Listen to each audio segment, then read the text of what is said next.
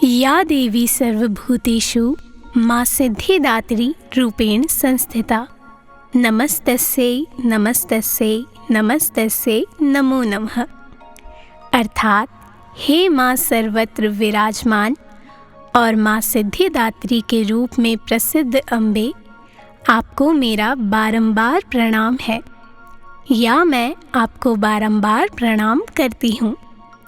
हे माँ, मुझे अपनी कृपा का पात्र बनाओ। नमस्कार दोस्तों, माँ दुर्गा की 9वीं शक्ति का नाम सिद्धिदात्री है। ये सभी प्रकार की सिद्धियों को देने वाली हैं। नवरात्रि पूजन के 9वें दिन उनकी उपासना की जाती है। इस दिन शास्त्रीय विधि विधान और पूर्ण निष्ठा के साथ साधना करने वाले साधक को सभी सिद्धियों की प्राप्ति हो जाती है। सृष्टि में कुछ भी उसके लिए अगम्य नहीं रह जाता।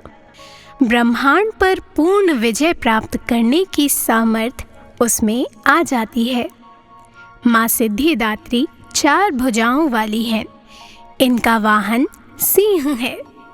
ये कमल पुष्प पर भी आसीन होती हैं। इनकी दाहिनी तरफ के नीचे वाले हाथ में कमल पुष्प है। प्रत्येक मनुष्य का यह कर्तव्य है कि यह माता सिद्धिदात्री की कृपा प्राप्त करने का निरंतर प्रयत्न करे, उनकी आराधना की ओर अग्रसर हों।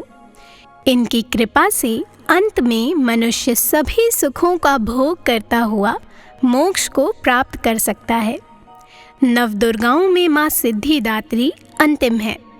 अन्य 8 दुर्गाओं की पूजा उपासना शास्त्रीय विधि विधान के अनुसार करते हुए भक्त दुर्गा पूजा के 9वें दिन इनकी उपासना में प्रवृत्त होता है। इन सिद्धिदात्री माँ की उपासना पूर्ण कर लेने के बाद भक्तों और साधकों की लौकिक परलौकिक सभी प्रकार की कामनाओं की पूर्ति हो जाती है। देवी पुराण के अनुसार भगवान शिव ने इनकी कृपा से ही सिद्धियों को प्राप्त किया था।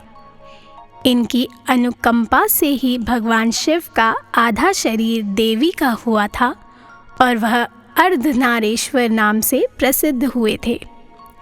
पौराणिक कथाओं के अनुसार एक दिन भगवान शिव माता सिद्धिदात्री की घोर तपस्या कर रहे थे। उनकी तपस्या से माता सिद्धिदात्री प्रसन्न हो गई और उन्होंने भोलेनाथ को 8 सिद्धियों की प्राप्ति का वरदान प्रदान किया। इस वरदान के फलस्वरूप भोलेनाथ का आधा शरीर देवी के रूप में परिवर्तित हो गया। इसके बाद से भगवान शिव को अर्धनारीश्वर नाम प्राप्त हुआ। शिव जी का यह रूप संपूर्ण ब्रह्मांड में पूजनीय है। धरती पर जब अनेक राक्षसों का जन्म होने लगा था, ऋषि मुनि तथा सज्जन लोगों का पृथ्वी पर निवास करना मुश्किल हो रहा था।